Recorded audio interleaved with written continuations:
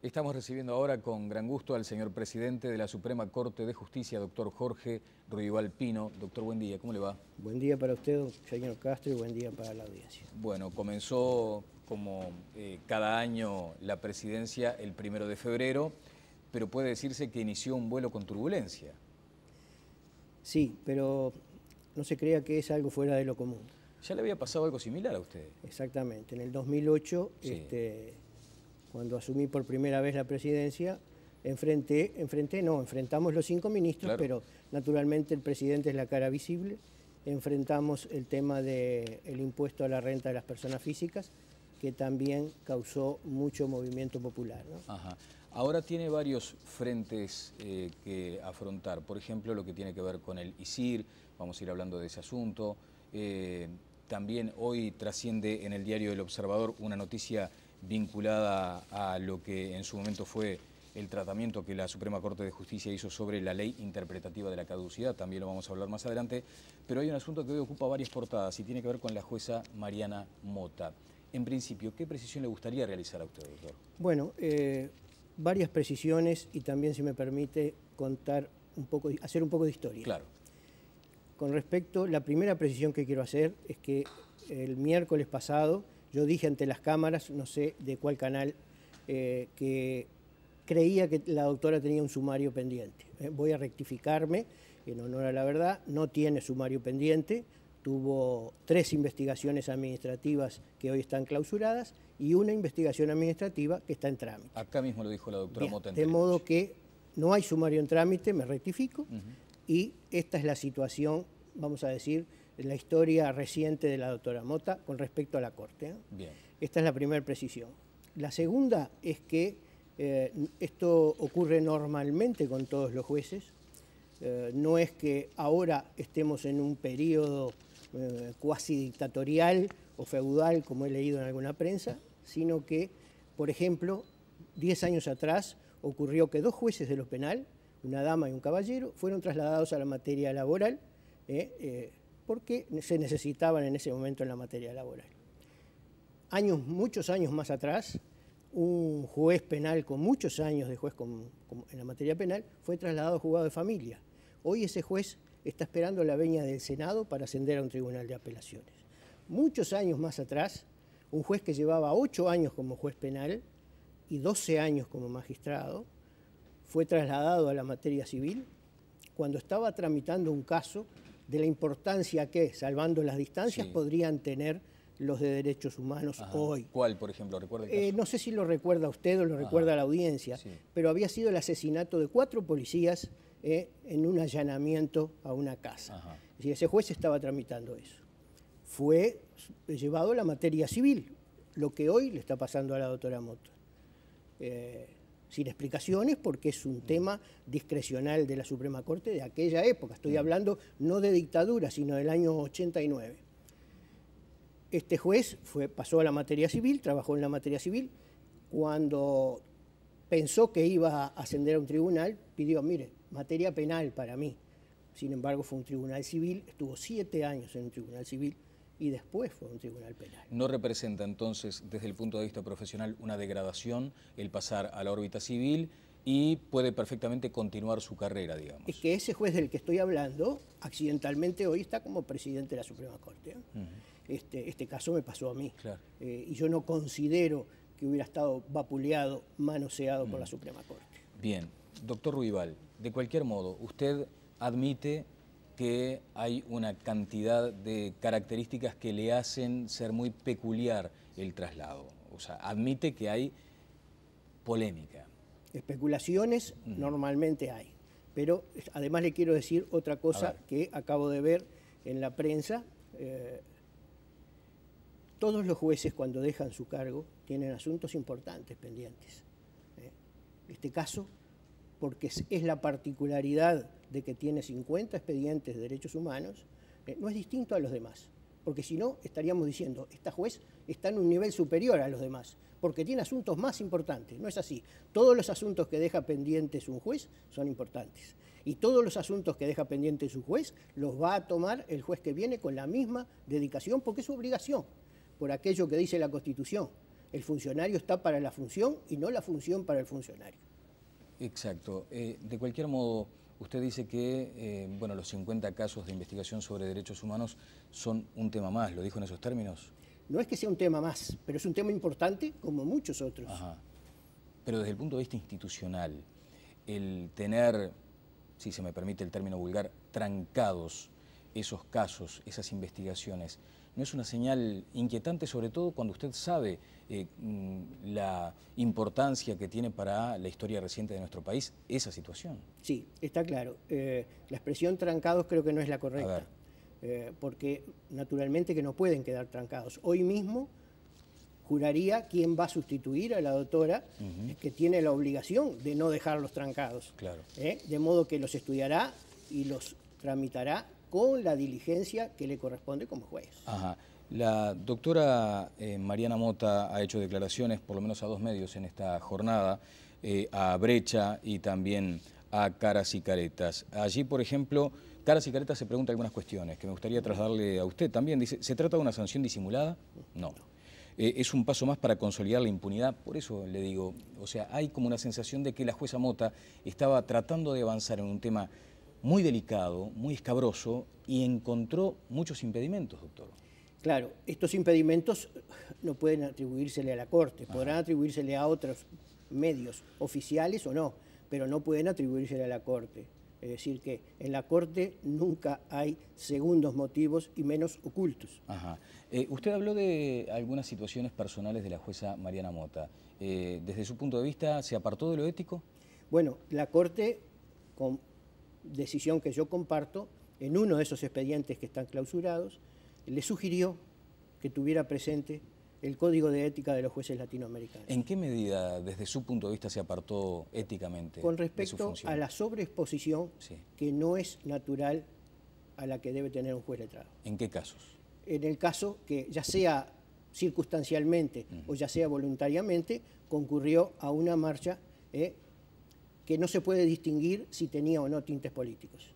Esta sobreexposición no es para un juez letrado, para ningún juez. ¿No les valió el argumento de que pasaba por allí? Sí, sí, de todas formas, ya sea circunstancialmente o ya sea voluntariamente, de todas formas es una exposición que no es correcta para un juez letrado. Eso es lo que entendió la Corte, posición que yo comparto.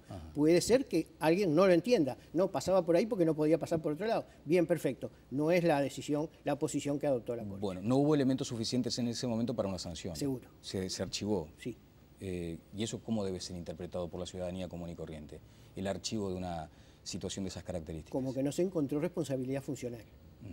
Por eso, porque el Código de Ética está incorporado a nuestra legislación interna como acordada, por eso es que se le sugirió que respetara o que tuviera presente. Bien, presidente, el periodista Walter Pernas le pregunta a la jueza Mota, la Suprema Corte de Justicia aún no ha señalado que lo que se investiga en estos casi 50 casos y en otros similares son crímenes de lesa humanidad y por tanto son imprescriptibles y inamnistiables. ¿Qué opina usted? ¿Que es una decisión que se ha ido evitando y desconozco por qué? Después de una excelente sentencia de inconstitucionalidad de la ley de caducidad, solo rescato el voto discorde del exministro Leslie Van Rompuy, el único que dijo que se puede aplicar la figura de desaparición forzada en estos casos.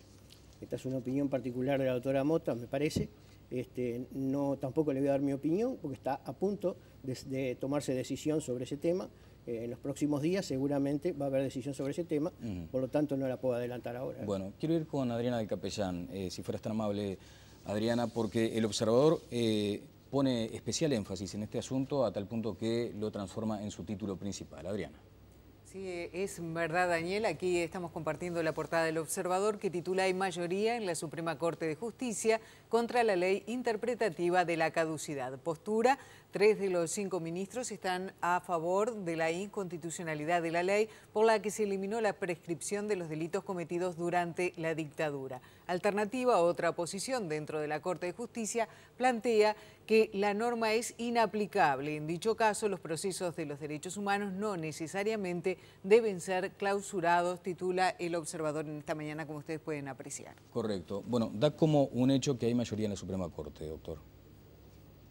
Me lo está preguntando. Naturalmente que esta aparente filtración no se corresponde con la realidad. porque todavía no hemos discutido el caso, que es en realidad cuando se van a ver las posiciones.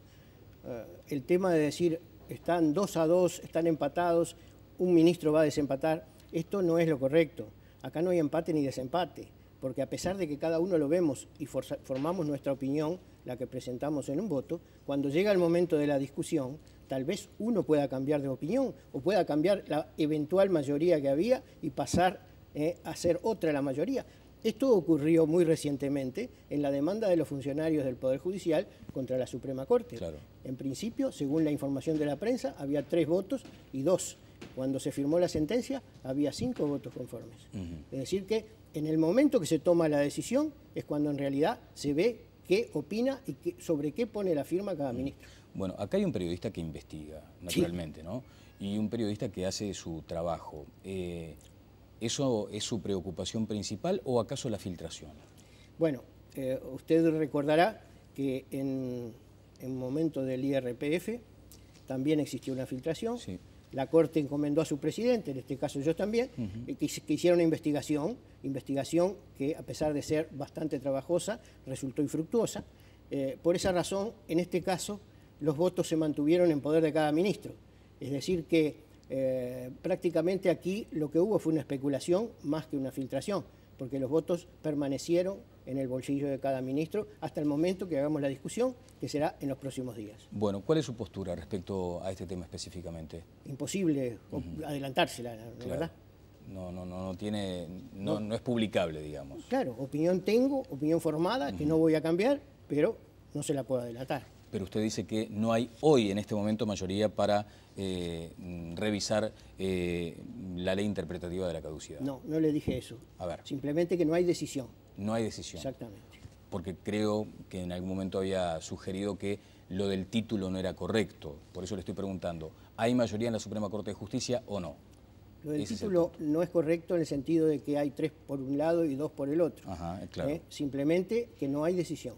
Esta está fuera de toda consideración quién votó por una cosa y quién votó por la otra. Bien, después hay un matiz que me gustaría conocer y seguramente todos nosotros en nuestra condición de ciudadanos comunes y corrientes sin mucho conocimiento profundo del derecho. Acá está el concepto de inaplicable. ¿Puede precisarnos un poco más sobre ese aspecto? Sí, este es un tema de un requisito para solicitar una inconstitucionalidad de determinada ley. A ver. Lo que, por supuesto, un interés legítimo, un interés personal y además que la ley le resulte aplicable. Si por alguna razón esa ley no le resulta aplicable, por ejemplo, si no estuviera entre los delitos considerados por la propia ley, fuera otro delito, esta no le sería aplicable. Por lo tanto, si no le es aplicable, no puede pedir la declaración de inconstitucionalidad. Ajá, es lo que se llama letra muerta, por ejemplo, en algunos casos. No letra muerta, pero no le es aplicable a usted o claro, a quien acciona por inconstitucionalidad. De esa forma se desestima la inconstitucionalidad, pero para ese caso en que la Corte determina que no es aplicable la ley impugnada. Bueno, la ley es inaplicable, según entienden algunos juristas, algunos expertos. Esta postura sostiene que el decreto del Poder Ejecutivo emitido en 2011, que dejó fuera de la ley de caducidad a todos los casos de derechos humanos, revocó lo dispuesto por gobiernos anteriores que amparaban casos de militares de la ley de caducidad. El propio Centro Militar ha celebrado la decisión de la Suprema Corte respecto al traslado de la jueza Mota. ¿Cómo lo interpreta usted? Bueno, de la misma forma que interpreto la opinión contraria, ¿no? Inclusive que aparentemente van a hacer una movilización a la hora en que la doctora preste juramento, de modo que tanto una opinión como la otra, a mí me parece que están dentro de lo que corresponde por derecho. Cualquier ciudadano puede opinar sobre una decisión de la Corte, pero no es más que eso, es una opinión. Bien, ¿van a haber medidas de seguridad adicionales hoy en la Corte a las 10 de la mañana? Bueno, no lo sé, pero como esto está organizado por medio de las redes sociales, seguramente la policía preparará su dispositivo por si de piquete pacífico se transforma en piquete violento. Claro. No de la Corte hay una demanda de mayor seguridad. No, no. Ustedes van a actuar en el acto siempre, que corresponde como siempre. La jueza ha insinuado que podría llegar a presentar una solicitud de revocación o de pronto apelará a esta decisión. ¿A usted le consta eso? No, puede hacerlo, está dentro de su derecho, puede pedir, impugnar esta resolución, puede ir posteriormente al Tribunal de lo Contencioso Administrativo para que la anule si entiende que existe una irregularidad, y también puede dejar su cargo, como ha ocurrido en otras ocasiones, ¿no? Bien. Entre otras cuestiones, una vez más vuelve el asunto al tapete de la independencia del Poder Judicial. De hecho, la propia jueza Mota dice: el Poder Judicial no defiende su independencia ante el poder político. Ayer escuchaba a la doctora Martínez Burlé diciendo que ya no se trata de Poder Judicial, ¿de qué sistema judicial? Porque ni siquiera tiene esa capacidad de separarse claramente con su poder ante el Poder Legislativo y el Ejecutivo. Claro, esto no es cierto. Puedo desmentirlo categóricamente, porque en cada lucha presupuestal o de rendición de cuentas, todos los miembros del Poder Judicial, incluido su dirección general, que es la que maneja la situación presupuestal, vamos a pelear nuestro presupuesto en el Poder Legislativo, donde es que lo debemos pelear, habiéndolo peleado antes ante el Ministerio de Economía y Finanzas, que es el que en primera instancia recorta, ¿verdad? Doctor, ¿y eso no los hace dependientes? Económicamente somos dependientes, por eso no cabe duda. Claro, y esa dependencia, no sé si, corríjame si no es exacta la precisión que realizaré, usted estuvo señalando en una entrevista reciente que hay que tener mayor independencia desde el punto de vista económico para no andar atando las cosas con alambre. Sí, esto es correcto. Bien. Normalmente nosotros hacemos los presupuestos más ajustados posibles. No pedimos 100 para que nos den 50, pedimos 100 para que nos den 100. Luego se nos pide que propongamos prioridades, y las prioridades son las que ya propusimos, de modo que normalmente mantenemos nuestro presupuesto complejo y acotado a las verdaderas necesidades. Obviamente que después es recortado 2 veces, ¿no? Porque claro, el gobierno tiene otras prioridades. Pero con respecto a que esto vaya a incidir en la independencia técnica, como parece ser el objetivo de su pregunta, esto no es así. Usted se acuerda que en casos parecidos a este, algunas voces del Parlamento se elevaron diciendo: después van a venir por el presupuesto. Bueno, no importa. Claro. Igual seguiremos con nuestra opinión, manteniendo nuestra opinión estrictamente técnica. Usted admite que en alguna medida todo esto se mezcla, ¿no es cierto? El depender de negociaciones con el Poder Ejecutivo y posteriormente con el Legislativo puede llegar a hacerle pensar a alguna gente que hay también una dependencia en otros aspectos. Y volviendo, perdóneme la insistencia, el caso de la jueza Mota, allí también se dice, bueno, pero qué raro, ¿no? Porque tuvo controversias con el ministro de Defensa Nacional, porque tuvo también, como usted dijo, exposiciones mediáticas inconvenientes. ¿Usted descarta absolutamente que haya algo que incida para esta decisión? Sí. Que si lo que usted me está hablando es una presión del Poder Ejecutivo hacia la Suprema Corte, la descarto totalmente. No la aceptaría, ni yo ni ninguno de los 4 compañeros. Correcto. Aquí lo único que puede haber es criterios distintos, pero en este caso usted sabe que varias veces la Suprema Corte, caso de IRPF por ejemplo, falló contra la decisión del Parlamento, la decisión oficial, vamos a decir, ¿verdad? Después, cambiando la integración de la Corte, la decisión esa se modificó, pero en principio hubieron muchas decisiones que contrariaron el criterio del Poder Ejecutivo y del Poder Legislativo. Bueno, a veces hay jueces que señalan que la Suprema Corte, el Poder Judicial, no promueve la especialización. Y aquí había una larga especialización en los temas que había abarcado la doctora Mota. Es difícil, digamos, para cualquier ciudadano común y corriente imaginar, es casi inabarcable imaginar cómo de repente la nueva jueza tiene que asumir toda esa preparación que a la jueza Mota le demandó 10 años, por ejemplo. Claro, pero también la jueza Mota va a tener que asumir una nueva preparación para otra materia, porque es así, el juez es juez para todo, es porque la función de él es ser juez. Nosotros tenemos en cuenta que la especialización es buena, pero tampoco el estancamiento en una posición. Lo mismo lo hacemos con los jueces de crimen organizado, que es una materia sensible, ¿verdad?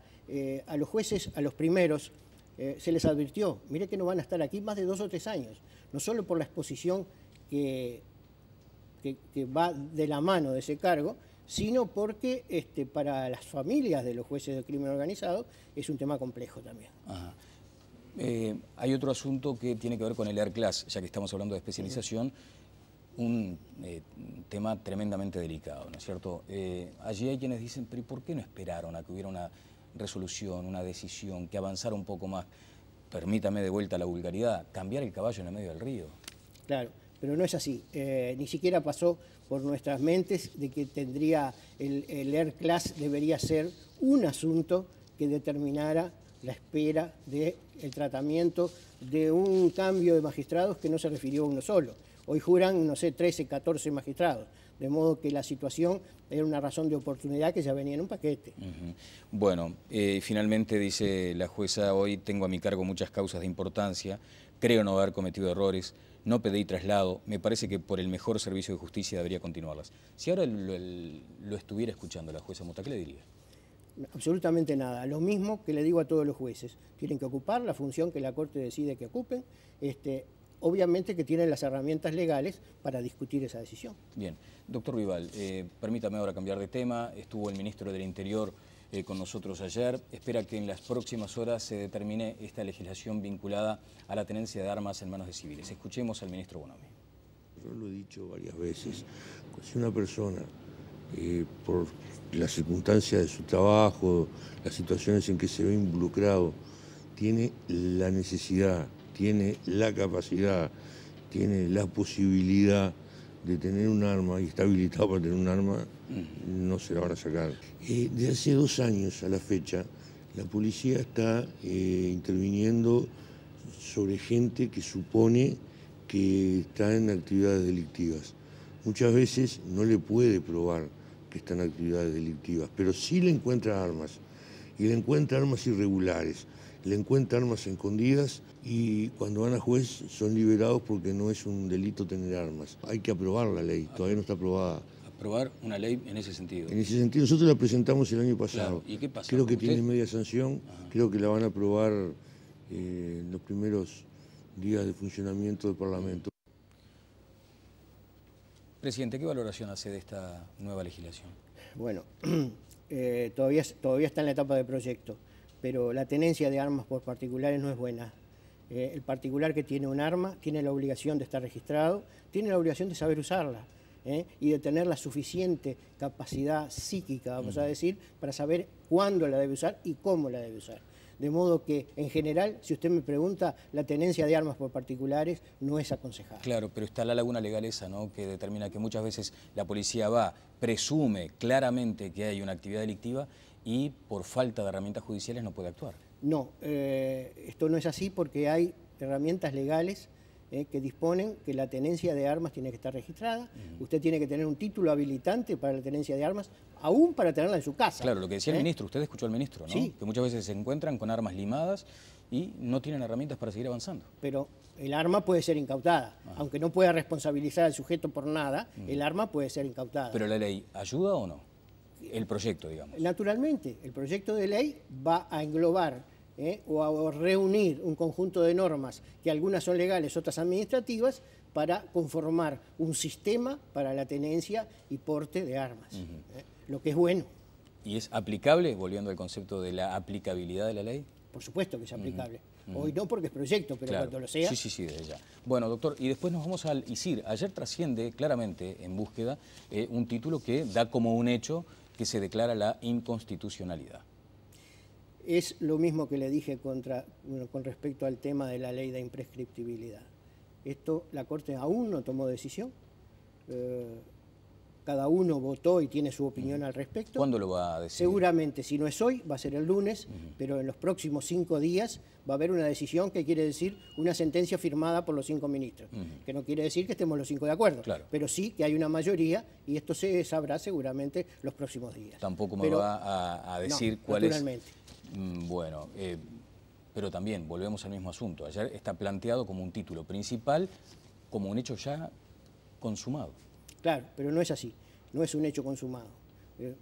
Como ya le expliqué, cuando se llega al acuerdo con los 5 votos, allí se toma una decisión que puede incluir que un ministro amplió su voto, cambió su voto o se puso en el sentido contrario. Es totalmente aceptable hasta que no se llega a una decisión final. Bien. Que esta no se ha tomado. No se ha tomado, correcto. Supongamos el escenario de que efectivamente se declara inconstitucional. ¿La Corte luego acoge las demandas de aquellos que ya pagaron el ISIR pero no habían presentado una demanda? Para que tenga solución del punto de vista legal en una u otra forma, sí, aquel que no presentó la demanda tendrá que presentarla. y después, si hay una declaración eventual de inconstitucionalidad, hará sus reclamaciones por devolución. Pero no va a afectar a los que no hicieron demanda, así sea declarado inconstitucional o así sea declarado constitucional el impuesto. Solo afectará a quienes ingresaron su demanda. Bien, que están a tiempo entonces, no prescribe. Hoy, mañana, dentro de 10 años. Correctísimo, doctor. Bueno, le quiero agradecer estos minutos. Lo del otro día también causó sensación, ¿no? Lo de regalar marihuana. Bueno, esto tiene 3 interpretaciones. A ver. La de broma, claro. Porros gratis. Sí. La de este viejo no ha tomado los medicamentos hoy de mañana. ¿Le llegó eso también? Y claro. O la seria, que es la que yo propongo.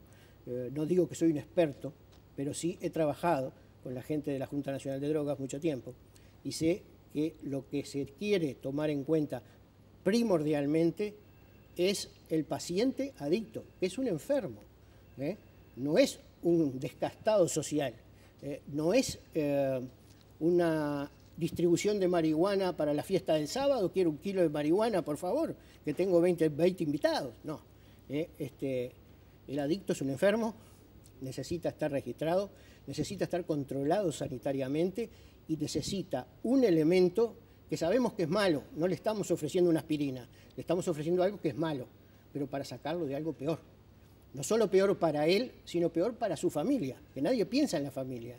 Y sin embargo la Corte y la Junta de Drogas piensan en la familia, porque ya tiene hace tiempo un dispositivo de asesoramiento y diagnóstico que protege y encamina a los niños y adolescentes que están incluidos en una situación familiar de consumo de drogas. Claro, más allá de lo que usted decía de las bromas, hoy miraba algunos portales argentinos que habían tomado sus declaraciones. Claro, es el presidente de la Suprema Corte de Justicia que dice que una de las vías podría llegar a ser regalar la marihuana, por eso seguramente se prestó para estas interpretaciones. En realidad no es una opinión del presidente de la Suprema Corte de Justicia como tal, es una opinión del doctor Ruibal, como técnico en Derecho, como idóneo en Derecho y por haber trabajado en los sistemas de reducción del daño del tema de la lucha con las drogas. ¿Le valió algún reproche esa consideración en la interna de la Suprema Corte? Nadie me puede reprochar a mí ni a usted por formular sinceramente una opinión personal. Opinión personal, no fue la del presidente de la Corte. Yo lo aclaré, es una especulación personal y no en representación de la Corte, ni como presidente de la Corte. Claro, lo soy, pero de todas formas es una opinión personal, no vincula. Bien, le quiero agradecer estos minutos, doctor. Bueno. Muchísimas gracias por su amabilidad. El doctor Jorge Ruibal Pino, presidente de la Suprema Corte de Justicia. Pausa y seguimos adelante en Telebuen Día.